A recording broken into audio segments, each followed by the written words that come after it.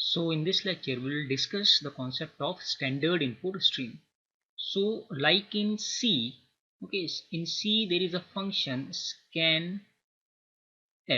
Okay, so this function is basically used to read certain values from the keyboard. Okay, so this is used to read the values or to read the input from the keyboard. In a similar way, there is a object that is a predefined object in C++ that is known as cin. Okay, so this cin is a predefined object in C++ that is also used to take the input from the keyboard. So it is also known as the standard input stream. Input stream means if we want to take an input, then the input must be taken with the help of a keyboard. So this keyboard is the console input, and this particular input is being processed with the help of the particular syntax, and the value will be read and the particular process will be applied.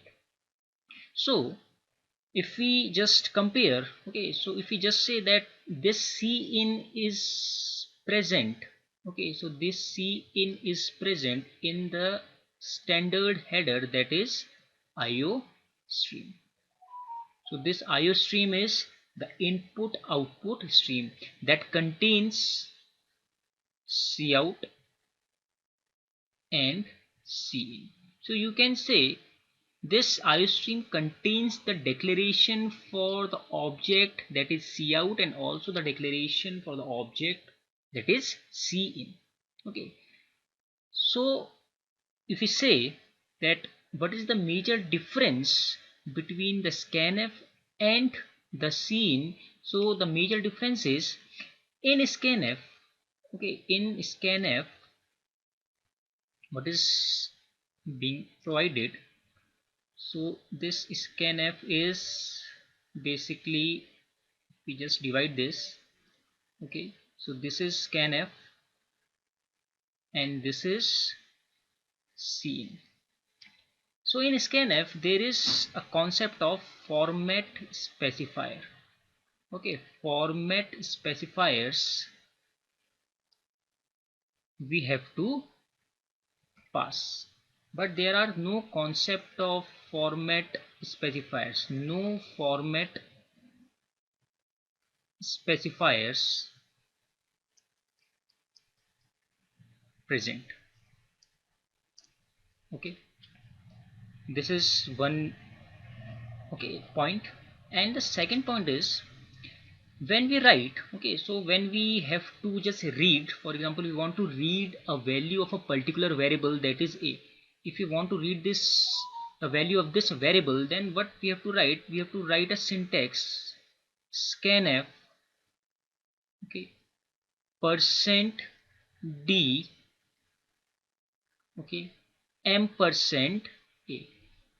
So assuming that this a is of type integer, the data type is integer, so what we write scanf percent d, that is this is the format specifier, and ampersand a, that is this is the address operator, this is the address operator. So we have to pass format specifier as well as the address operator in order to read the content of this particular variable in scanf. But in cin there is no concept of format specifier as well as there is no, okay, there is no address, or there is no address operator that have to be provided before the variable.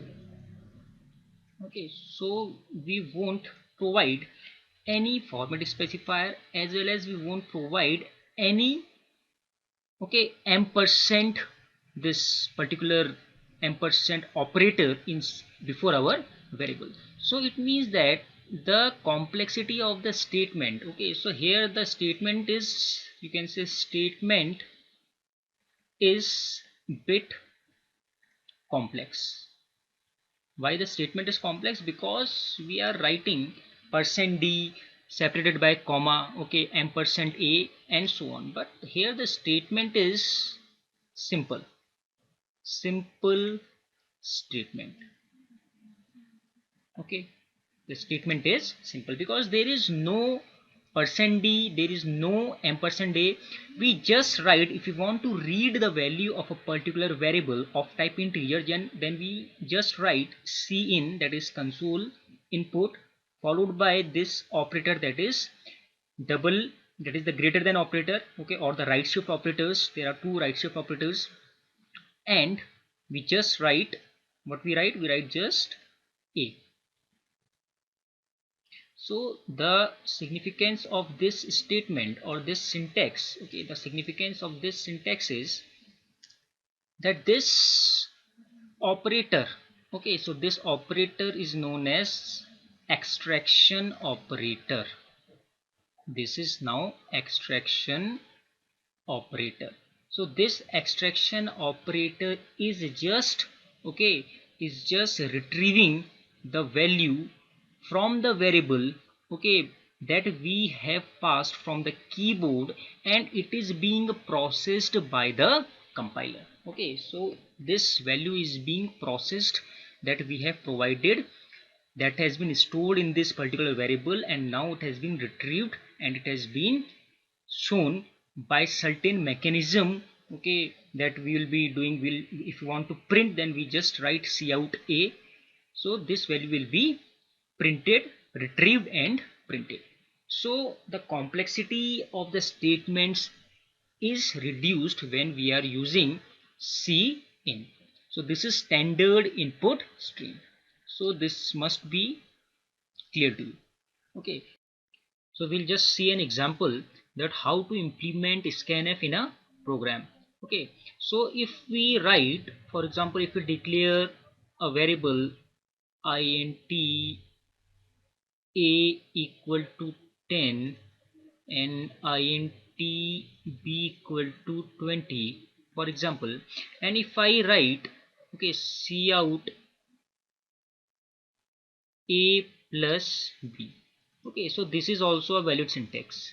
This is also a valid syntax. Okay, there is no format specifier. We are directly adding, okay, the contents of two variables of type integer, and these contents are being displayed on the console output. That is the black window that you have seen. Okay, but this particular logic, okay, this is a one-time logic. This particular logic or this particular program is only a one-time program, you can say.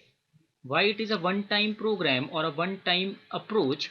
Because if you pass this particular program, or if you pass this particular piece of code to any other user, then this program will always print the output as 30. Okay, so if you pass this code to 100 users or 100 of your friends, so each time this program will print 30 for all the 100 users. Okay, so this is of no use because they are not in a position to change the contents, or they are not in a position to read certain values from the keyboard, or to pass their respected value. Okay, the value of their own choice, they can't process, they can't pass it through this particular code. So what we have done, we have just implement this particular program. We have just, okay, we will just rectify this program and we'll just write like this. Okay, we'll just change this program into a particular syntax. Include, our main motto is to add two numbers. Okay, so what we'll do, we'll just read these two numbers from the console.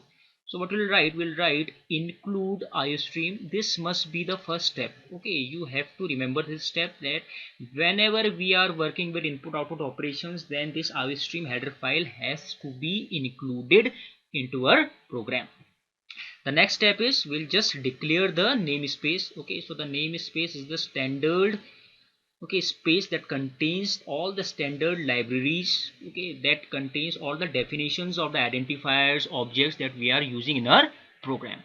So the standard namespace using namespace std. So the name of the standard namespace in C++ is std. So in this std namespace, all the definitions of the identifiers or the you can say the objects is present. The definition part is here. So it will provide the scope, it will map that from which space this particular identifier or this particular object belongs. The next thing is we have to write main. So the return type is int, okay, that will return some integer value to the operating system we have seen, and by default it returns 0 if the program successfully terminates, and 1 if the program is not terminated successfully. So we have to return 0, but it's not mandatory, so there are no arguments inside this main. Now what we have to do, okay, we have to read the values of certain variables. So what we'll do, we'll just declare some variables. For example, I want to declare the variables a, b, and I also want, okay, the sum to be printed. So sum is also a variable of type integer. Okay, so you can just change this integer type of your own choice. You can just declare it as double, float, or anything. So now what we'll do, we'll just write a statement cout, because now we are more interested in asking the value of these variables from the user. So we just say enter value of a. Okay, so now what we have to do, we have to read the value from the standard input, that is the keyboard. So if we are working with C, then what we have to write, we have to write scanf %d and a. But here there is a choice, or there is a simple statement, that is cin, that is console input, and this extraction operator, and we'll just simply write a. Okay, so now the value of a has been, okay, taken from the standard, that is the standard, you can say that input device, that is the keyboard. So the next is, again we'll just write cout enter value of b. Again we'll just write cin b. So now both a and b have been, okay, read from the standard input device. And now the most important thing is, now we have to write the logic. So what is the logic? We have to just write sum is equal to a plus b. Now we have to just, this is the logic, you can say this is the logic that we have to apply, and we have to add these two numbers that the user has been, okay, providing from the standard input device. So now if you want to display the contents, now we are more interested in displaying the contents. Okay, so the content of sum has to be displayed. So what we'll write cout, okay, and if you want to print the message, then we have to use the quotes, double quotes, sum is, okay. So inside this the message will be printed, and if I want that the sum must be printed from the next line, then either we can use \n or we can use endl. So if I write endl, so it means that now after this line, okay, the sum is, then it will be a new line, and then we have to just write cout sum. Okay, so from the next line the sum will be printed. Okay, and you can say this is return 0. Now it has been successfully terminated, and this is the closing bracket. Okay, so our body, the program's body, has been successfully written. So here you can say this endl is the manipulator. Okay, this is the manipulator. Okay, this is the manipulator. And if I write \n in place of endl, then this backslash n is a character. Okay, it will take one byte. So the difference between endl and new line character, that is backslash n, is, okay, this is backslash n and this is endl. Both will, okay, print a new line character. Okay, both will, if you write this backslash n and endl in a statement, then it will result the statement to be printed from the next line. Okay, the next statement will be printed from the next line. So this is a character. Okay, this is a character and this is a manipulator. This is a manipulator. Secondly, this occupies 1 byte. Okay, and it doesn't occupy anything in memory. Okay, you can say nothing. It doesn't occupy nothing in memory. Okay, so you can either write backslash n or you can write endl, but endl is a manipulator and backslash n is a character. It is a new line character. Okay, so new line character means it will, character just stores, okay, 1 byte. So therefore it stores 1 byte of memory. Okay, and endl, it stores nothing in the memory. So this is a small program, okay, that we will just, okay, we'll just practically implement this particular program in the IDE, and we'll just see that how this program behaves.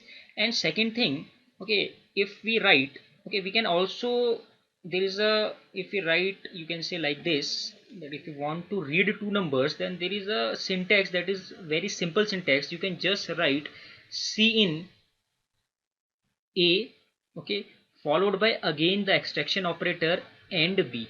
So we are just reading both the numbers in a single line. Okay, we are not reading the numbers in different lines, because now we are reducing the statement. The cost of the statement is now being reduced. Okay, the statements are being reduced.